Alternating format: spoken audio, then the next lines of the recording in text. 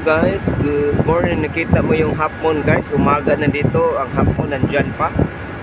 Yan guys, welcome to my YouTube channel and my reels. Yan guys, sa surveyor or oil rig para mag-survey dito sa Gulf of Mexico kung meron bang langis na pwede pa magkuhanan.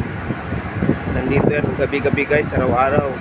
At ito yung update ngayon dito sa platform. Bawal kasi magkuha ng video dito guys kasi live na ito yung pinapasukan namin dito ngayon. Almost 2 weeks na kami. The next week bababa na kami guys kasi tapos na yung project dito.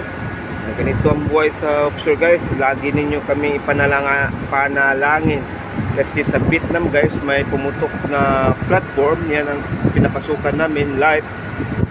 Kailangan kami maging matatag at ready sa buhay, kung anong mangyari. Sabi ng mga mahal sa buhay, huwag kayong mag-aalala. Kami dito sa platform, sumisikap kami, gumagawa kami ng tama na safe para walang mangyari sa amin. Pumunta kami dito buo sa pagtatrabaho, uwi din kami ng buo para makasama ang mahal sa buhay. This is it guys, this is what it is. This is DJ Freeman Vlog. Mabuhay, God bless us and more power. Bye-bye! Hello guys, good morning guys. Nakita naman ngayon guys ang sunrise at saka yung half moon guys. Kita mo yung half moon guys.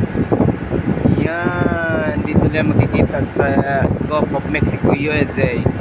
Yan, ang half moon at saka sunrise guys. Nakikita naman sa isang araw. Saka yung oil rig guys, yung surveyor guys. Update ko kayo dito ngayon sa aking video. Sunrise, beautiful.